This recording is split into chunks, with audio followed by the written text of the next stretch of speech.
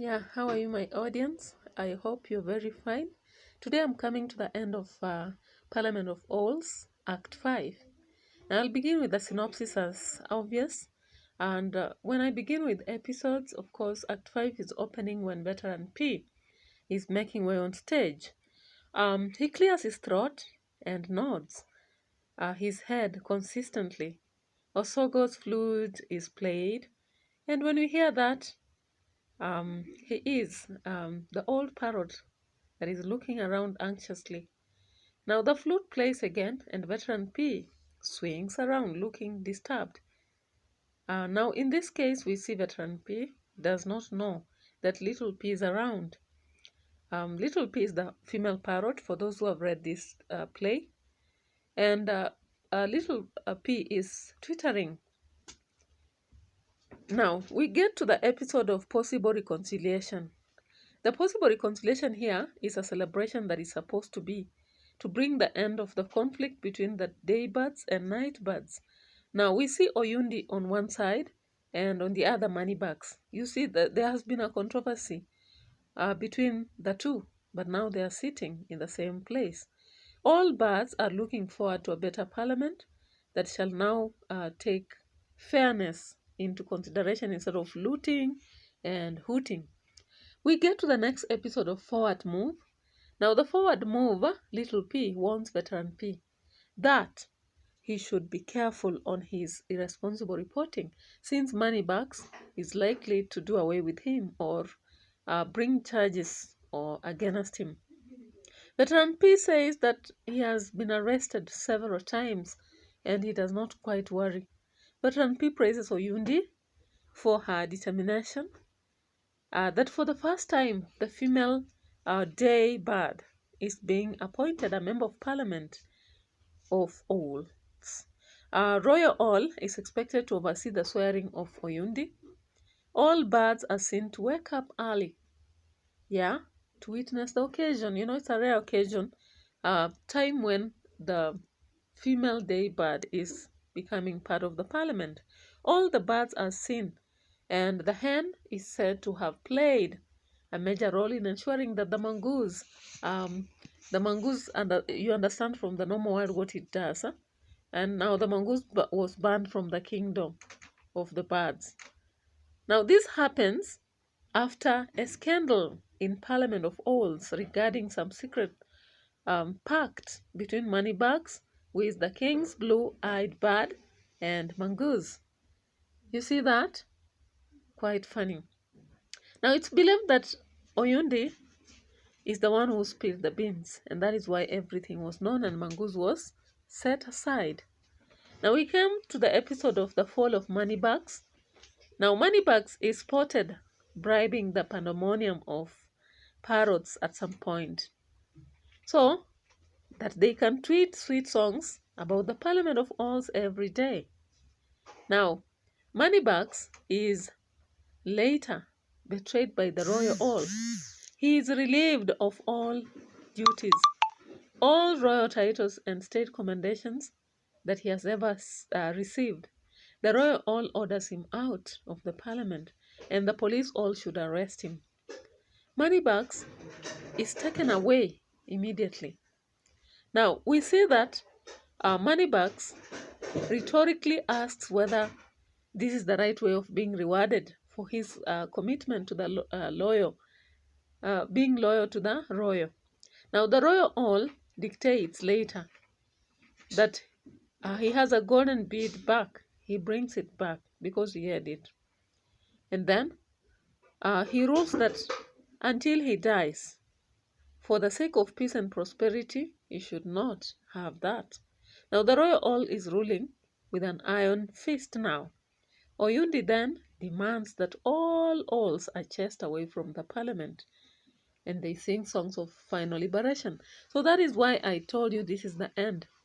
We have thematic concerns such as conflict. You've seen what happened in the parliament, Moneybags being arrested by the police owl, and we also saw that Oyundi was on one side while Moneybags on the other.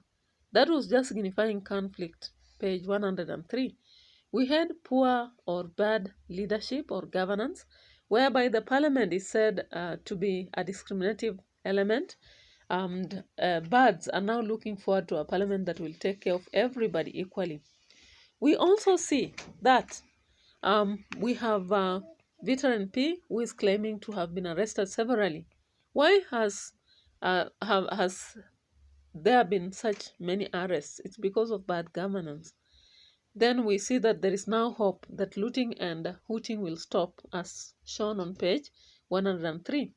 Betrayal is also standing out. Moneybags says that he's not supposed to be paid by being arrested and the bid being taken away, as shown on page 120. There is corruption as well in this part, because Moneybags was bribing a pandemonium of parrots so that they can be singing songs for the Parliament of Owls. Now, the parrot lacked integrity in betraying other birds also. Now, the characters and characterization, we have Veteran P. Veteran P is such a courageous bird, does not fear being arrested, regardless of being arrested many times, says, okay, I've been arrested already several times and I've survived. And is bold enough to say that there will be no more hooting and looting, as shown on page 103. This Veteran P is also very keen. He's trying to find out why Royal Owl has been having a sudden change of heart, and he wonders what has influenced the decision to bring Oyundi to his side. He's trying to figure out more liberal King Tula Nyongoro, as shown on page 104. He's bold also because he refers to the three owls that carry the king into the parliament as puppets. He feels that the parrots lack integrity, and that is why they betrayed other birds by taking the bribe from Moneybags, as shown on page 106. He's also quite informed, aware of so many things happening, like the scandals in Parliament, about the Moneybags and Mongoose, about the bribes and all that. Then Little P is shown as optimistic, quite looks forward to end of conflict and a happy time for the daybirds. Cautious because cautions Veteran P against talking ill of the parliament and making utterances that will place charges on him, as shown on page 103. Moneybags is quite unrealistic, exaggerating that when birds become powerful, then it will have a monumental momentum. He says that the Parliament of Owls may live until the kingdom come. That is an exaggerated aspect, as shown on page 108. We also see that he is eloquent. He clearly gives the remarks in Parliament about how the royal owls will be ushered, as shown on page 109. Dictatorial of some sort, because he warns Ochongori against whispering when the royal owl is making a speech. When we look at stylistic devices, we have very few here, about 4.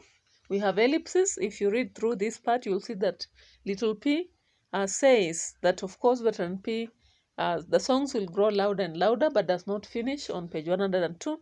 There is sarcasm, where Moneybags sarcastically praises birds and addresses them just to please them. But the reality is that there is nothing like power for them. He even goes ahead and says that without the royal owl, there is no sky over their heads. And that's not true. We know that, as shown on page 108. There's also use of song, as I told you earlier. There was a song on page 110, which was a freedom song, much of an anthem. Then there is a celebratory song at the end, page 127. We have idiophones also, like grrr on page 113, shh, page 112, ha ha ho, page 111. So stay put, because next time I'll be now talking about questions, the possible questions, because some people are saying, oh, this book, why did it come? Who brought it? But we don't have anything to do. We just have to go through it, understand the text, and then go through the questions for us to help the students, and for students to also understand how to handle more tasks that are ahead of them. I really appreciate that you've been watching. whatever I'm doing, and I advise you to share with others, inform others who are not aware of my presentation, so that we have more people on board following what we are doing. Otherwise, look forward to more and ask for more. Bye bye for now. Welcome and subscribe to the channel Edutainment for Us for more on education.